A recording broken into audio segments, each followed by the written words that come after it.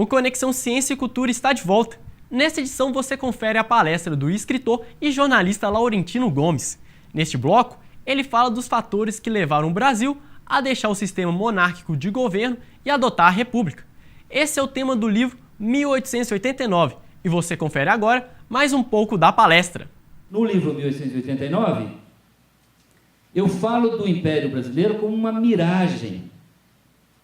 Uma miragem que hoje você pode ver na cidade de Petrópolis, em alguns pedaços do Rio de Janeiro. Um império que projetava uma estética, uma arquitetura imperial, de edifícios, palácios que imitavam Schönbrunn, Versalhes, as grandes cortes da Europa.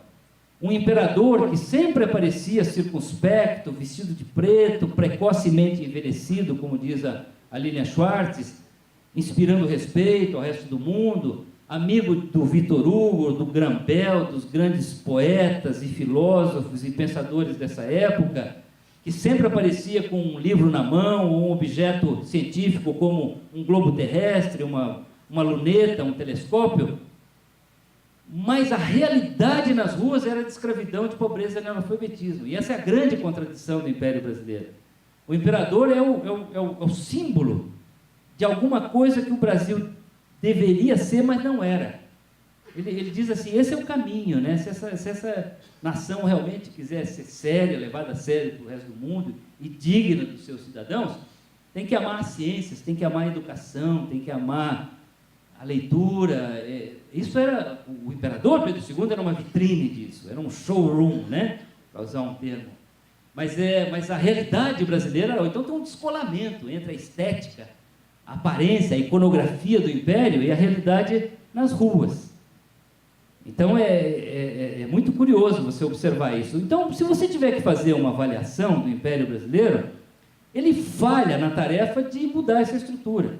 Na época da independência, a América Espanhola já tinha 22 universidades. As grandes universidades americanas, Harvard, já estavam todas lá, aliás, desde o século XVII. A primeira universidade brasileira é de 1912, 90 anos depois da independência, muito depois da República. Então, esse é um problema, é um passivo histórico que o Brasil vai acumulando. É como uma represa.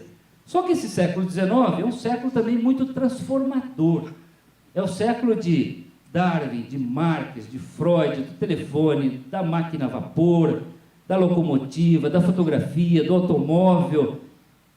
É muita transformação, e principalmente o século do abolicionismo na Inglaterra, e o Brasil novamente é obrigado a se transformar. Então, esses 67 anos de monarquia é como se fosse uma represa que vai tomando água e uma hora estoura.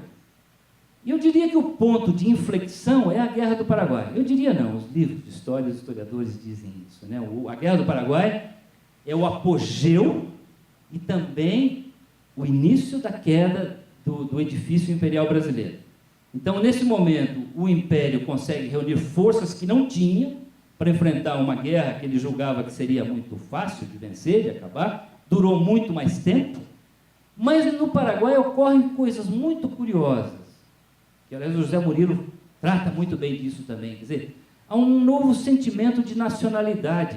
Brasileiros de várias regiões marcham juntos nos campos do Paraguai, o hino nacional, os símbolos nacionais são revalorizados, mas também brancos escravos se encontram nos campos de batalha do Paraguai, lutando pela mesma pátria. O que cria uma dissonância cognitiva, né? Eu estou aqui, o branco, fazendeiro, lutando ao lado do meu cativo, que lá no meu país eu considero um ser inferior, explorado, não cidadão. Mas ele está aqui no campo do Paraguai lutando pela mesma pátria. Quando o Conde D ocupa, quando o exército da Tríplice Aliança ocupa a Assunção, o Conde D, que tinha substituído o Duque de Caxias no comando dessa força, promove a abolição da escravidão no Paraguai, é uma das suas primeiras medidas. E o Brasil continua com a escravidão. Então, é uma dissonância. Então, a partir da Guerra do Paraguai, que é esse apogeu do Império Brasileiro, eu diria que começam 4 sementes da destruição da monarquia no Brasil. 4 sementes importantes, né? Ou 4 fatores que levariam à implosão do edifício imperial. O primeiro é a chamada questão militar.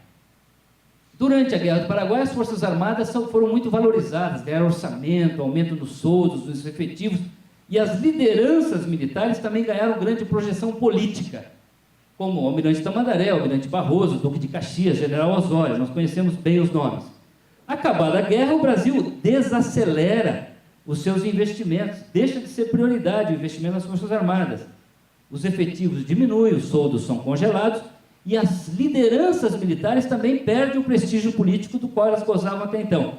E surge uma série de escaramuças entre as autoridades militares e as autoridades imperiais. São vários conflitos no Piauí, no Rio de Janeiro, no Rio Grande do Sul. E essa seria a principal razão que levaria o Marechal Deodoro da Fonseca a derrubar a monarquia na manhã do dia 15 de novembro de 1889, a questão militar. Então, o primeiro fator. O segundo, nasce o movimento republicano. Em 1870, o ano do fim da Guerra do Paraguai, é também o ano da publicação do Manifesto Republicano no Rio de Janeiro, assinado por Saldanha Marinho, Quintino Bocaiúva e outras lideranças importantes, e que tinha uma frase muito interessante, muito simbólica, né? Uma frase no Manifesto Republicano dizendo assim: somos da América e queremos ser americanos. Portanto, é uma busca de uma nova identidade, uma identidade americana, não mais esse modelo europeu, essa miragem que até então se destacava na paisagem brasileira. Somos da América e queremos ser americanos.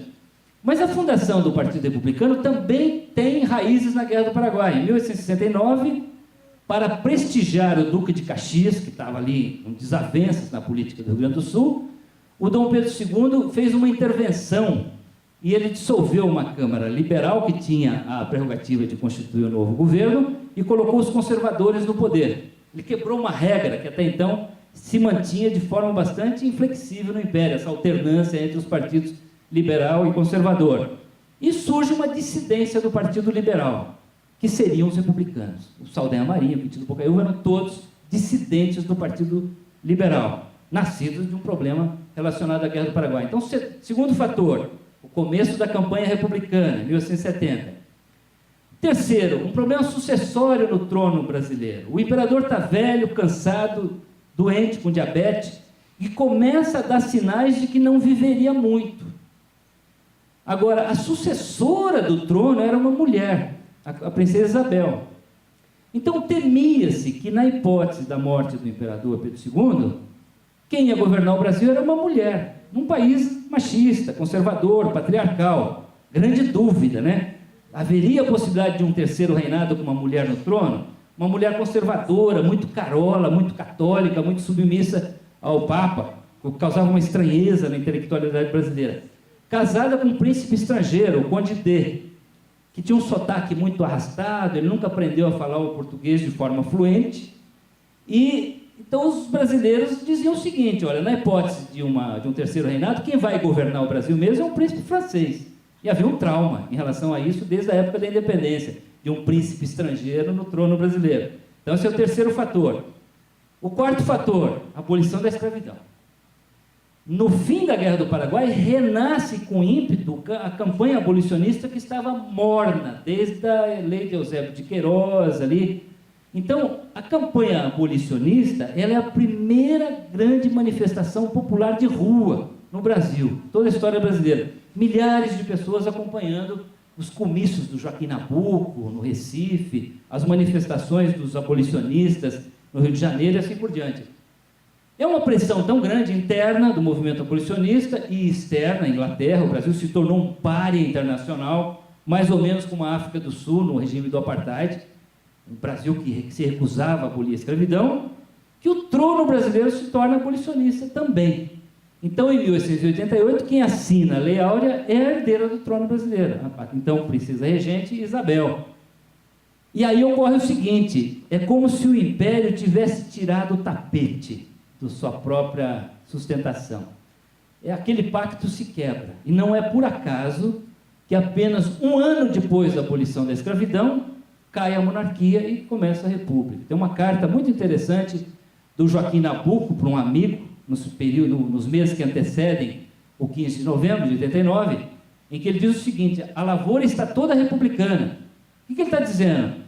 Os barões do café, os senhores de engenho, aqueles fazendeiros que até então dependiam e apoiavam o trono, migraram para o Partido Republicano, migraram para a campanha republicana. Então desaba. No livro eu digo que a monarquia, a república se impôs no Brasil mais por fragilidade da monarquia do que por força dos ideais republicanos.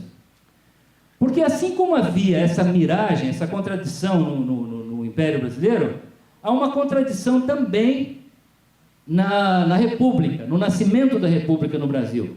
Se você observar a campanha republicana do Silva Jardim, do Quintino Bocaiúva, eles defendem, do Rui Barbosa, eles defendem ideários civis, defendem liberdade de imprensa, respeito à liberdade de pensamento, aos direitos individuais, separação igreja e Estado, ampliação do direito de voto, uma série de coisas que copiavam de fora, da democracia liberal dos Estados Unidos, da França e assim por diante. Mas a República não conseguia convencer os seus eleitores, até porque tinha muita fraude no Império, muita fraude eleitoral. Então, diante da inviabilidade de chegar ao poder pelas urnas, os republicanos civis embarcaram numa canoa golpista dos militares, da chamada questão militar. Então, o Júlio de Castilhos, Jornal Federação do Rio Grande do Sul, começa a assolar, a jogar as Forças Armadas contra o Império, porque observaram que ali era a única forma realmente de mudar o regime, não pelas urnas. Então, essa é uma contradição.